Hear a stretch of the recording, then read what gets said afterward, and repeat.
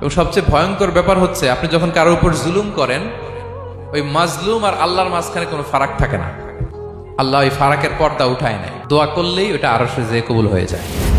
খবরদার, মজলুমের কান্না কখনো বৃথা যায় না। জীবনের কোনো না কোনো সময়ে এর প্রায়শ্চিত্ত আপনাকে করতে হবে। জীবনের কোনো না কোনো সময়ে এর প্রায়শ্চিত্ত করে আপনাকে মরতে হবে। বদদোয়া করছে, ডাইরেক্ট কবুল। খবরদার আমার পেনাঙ্গের ভাইয়েরা, আমরা যেন জালিম না হই।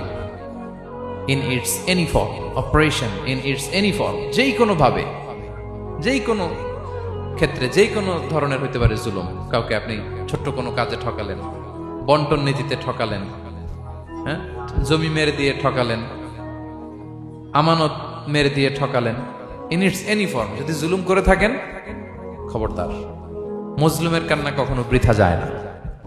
জুলুম শুধু আমাদের জন্যই হারাম না, আল্লাহর জন্য হারাম। আল্লাহ তাআলা বলেন হাদিসে কুদসিতে, ইয়া ইবাদি, হে আমার বান্দারা, ইন্নী হারামতু যুলমা আলা নাফসি, আমি জুলুমকে আমি আল্লাহ নিজের উপরে হারাম করেছি।